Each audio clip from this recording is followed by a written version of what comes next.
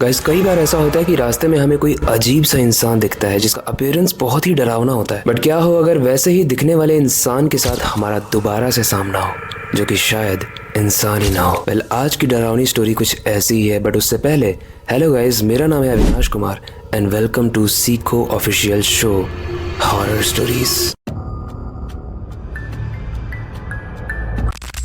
तो सीन कुछ ऐसा है कि साल 2018 है, असम में रात के 3 बज रहे हैं और एक गवर्नमेंट एम्प्लॉय अपनी बाइक से अपने घर जा रहा है। वेल घर जाते वक्त उसका जो रास्ता है वो 35 किलोमीटर का है और उसके रास्ते में कुछ भी नहीं है, मतलब पूरा सुनसान इलाका है, सिर्फ पेड़ है, उसकी बाइक है और वो है। और समय समय में उसे कुछ इंसान दिख रहे हैं जो अपने जानवरों को चराते हुए घूम रहे हैं। वेल रात में चराना थोड़ा सा स्ट्रेंज है, राइट, क्योंकि ये सब तो दिन में होता है, बट फिर भी वो इन सब चीजों को इग्नोर करता है क्योंकि उसे जल्दी से घर पहुंचना होता है। लेकिन हम ये नहीं भूल सकते हैं कि रात के 3 बज रहे हैं, मतलब लगभग आधी रात हो रही है और अपनी बाइक के सामने चलाते हुए उसे कुछ खास दिख नहीं रहा था। लेकिन तभी अचानक से रोड के किनारे उसे एक औरत दिखती है। जो औरत लगभग 30 साल की थी और वहाँ के लोकल ट्राइबल कपड़े पहने हुए थी। अब सीन कुछ ऐसा था जो आपके रोंगटे खड़े कर देगा। वो बाइक पे चल तो रहा है वो इंसान और अभी तक उसको कोई ऐसा दृश्य भी नहीं दिखा है, लेकिन काफी दूर से उसे एक डॉट दिख रहा है, एक व्हाइट कलर का डॉट। और जैसे जैसे वो बाइक उसके पास जा रही है वो डॉट बड़ा होता जा रहा है। कुछ देर बाद रोहित जो गवर्नमेंट एम्प्लॉय है उसे ये समझ में आ जाता है कि ये कोई डॉट नहीं है, ये एक औरत है जो कि व्हाइट कपड़े पहनकर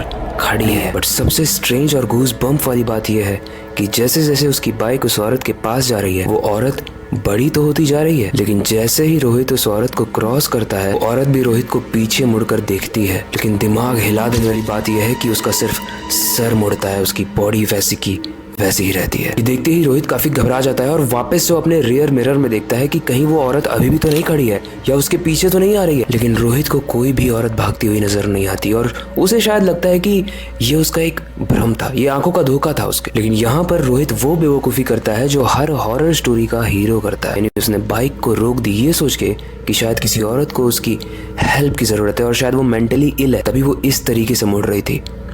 सीरियसली पहले उसे नहीं करना चाहिए था क्योंकि ये उसका सबसे बड़ा गलत फैसला होने वाला था। इस जंगल के बीचों बीच रोहित ने अपनी बाइक रोक दी है सिर्फ ये देख के कि उसने एक पागल औरत को देखा है। और जब उसने बाइक रोकी तो आसपास कोई भी नहीं दिख रहा है, अगर दिख रहा है तो सिर्फ एक सुनसान जंगल जहाँ से कीड़ों की आवाज आ रही है जो कि उस दृश्य को और ज्यादा डरावना बना रही है। उस औरत के ना दिखने पे रोहित ये डिसाइड करता है कि अब यहाँ से चले जाना ही भलाई है क्योंकि मुझे जल्दी से घर भी पहुंचना है और घर काफी दूर है, यानी 35 किलोमीटर दूर है, बहुत ज्यादा दूर है। गाइस रोहित अब अपने घर तो पहुंच जाता है लेकिन शायद उसकी बाइक पर वो अकेला नहीं बैठा था, क्योंकि जब अगले दिन वो रात में सोता है तो उसे एक सपना आता है, एक डरावना सपना जिससे उसकी आंख खुलती है। वो घबराहट में हिलना चाहता है, भागना चाहता है, लेकिन वो ऐसा फील करता है कि उसकी बॉडी हिल ही नहीं पा रही है, क्योंकि उसने स्लीप पैरालिसिस के बारे में पढ़ा था। तो उसे ऐसा लगता है कि उसकी बॉडी स्लीप पैरालिसिस से जूझ रही है, यानी एक ऐसी सिचुएशन जहां पर आपका आंख तो खुल चुका है लेकिन आपकी बॉडी अभी भी सो रही है। चलिए बहुत कम लोगों के साथ होता है, लेकिन रोहित को ऐसा लगता है कि शायद वो यही फेस कर रहा है। लेकिन अगर ये स्लीप पैरालिसिस होता तो रोहित को थोड़ी देर बाद जहां वो लेटा था वहां से एक निकलता हुआ हाथ जो उसके कंधे पर रखता है वो फील नहीं हो रहा होता। एक ठंडा हाथ रोहित को फील होता है जो उसकी रूह कपा देता है। और जैसे ही वो भूत अपना हाथ रोहित के कंधों पर रखता है वहां से एक आवाज आती है, रोहित तुम मुझे ढूंढ रहे थे ना, अब मैं तुम्हारे साथ ही रहूंगी। रोहित ये दृश्य देखने के बाद काफी घबरा जाता है और इनफैक्ट वो बेहोश हो जाता है। लेकिन सुबह जब उसकी नींद टूटती है तो वो काफी फीवर में होता है, उसकी बॉडी बहुत जल रही होती है जिसकी वजह से वो अपने ऑफिस से छुट्टी लेता है। लेकिन उस रात जिस दिन उसने छुट्टी ली थी वो फिर से जब रात में सोता है तो उसे सेम एक्सपीरियंस वापस से होता है। और इस बार रोहित को काफी हद तक डाउट हो रहा था कि शायद ये स्लीप पैरालिसिस तो बिल्कुल भी नहीं है। लेकिन इस बार रोहित को जो आवाज आती है वो थोड़ी सी डिफरेंट होती है। वो औरत, वो भूत या जो भी था, वो अपना हाथ रखते ही ये कहती है कि तुम्हें मेरा साथ पसंद नहीं है ना, मेरा पति भी मुझे नहीं चाहता था इसलिए उसने मुझे मार दी। अब मैं तुमसे कभी बात नहीं करूंगी, जाओ। और मेरी कहानी अगर तुम्हें सच में जाननी है मैं कौन हूँ तो गांव में जाके मेरे बारे में पता करो। गाइस ये सुनने के बाद रोहित काफी क्यूरियोसिटी से भर जाता है। वो अपने गाँव में जाके बहुत सारे लोगों से पूछता है, तभी उसे एक तांत्रिक उस औरत की कहानी बताता है। और उस औरत की कहानी काफी दर्दनाक थी। दरअसल उस औरत का नाम रोशनी था और वो एक लकड़हारे की पत्नी थी। जब उन लोगों की शादी के बाद 5 साल तक बच्चा नहीं हुआ तो उसका पति काफी ज्यादा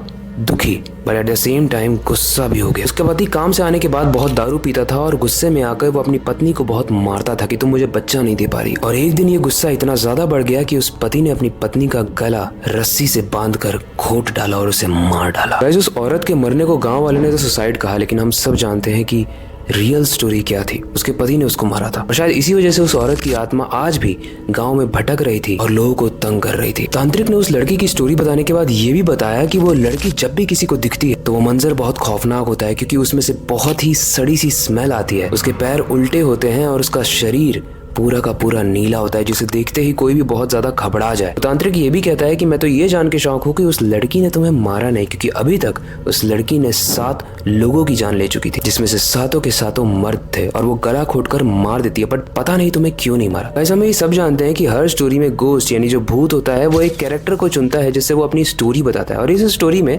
शायद रोशनी ने रोहित को चुना था, क्योंकि तांत्रिक ने ये भी बताया कि जितने भी मर्दों को रोशनी ने कभी भी अपनी औरत पर हाथ नहीं उठाया था, और शायद यही देखकर रोशनी रोहित को अपनी कहानी सुनाने का वो कैरेक्टर चुनती है। वेल गाइस, कहा जाता है कि स्लीप पैरालिसिस एक ऐसी स्टेज होती है जहां पर आपकी बॉडी तो सोती है, आपका ब्रेन आधा उठ जाता है आपकी आंखों के साथ, जिसमें आपको काफी सारे भ्रम महसूस होते हैं। लेकिन आपको क्या लगता है, रोहित ने जो एक्सपीरियंस किया वो स्लीप पैरालिसिस था या सच में रोशनी की प्रेजेंस थी वहां पर, जो उस एनवायरनमेंट को बहुत ही ठंडा और बहुत ही डरावना बना देती है। आपको ये स्टोरी कैसी लगी और इससे रिलेटेड कोई भी फीडबैक है आप कमेंट सेक्शन में जरूर बताना, और अगर आप सच में हॉरर फैन हो तो नेक्स्ट एपिसोड की एक्साइटमेंट को दिखाते हुए कमेंट जरूर करना, एपिसोड 12। और अंत में बस यही कहूंगा कि अपनी क्यूरियोसिटी को डाई मत होने देना, नई चीजें सीखते रहना, अपनी बेड के नीचे और खिड़की के बाहर जरूर देख लेना, शायद कोई आपका वेट कर रहा हो। मिलते हैं अगली वीडियो में।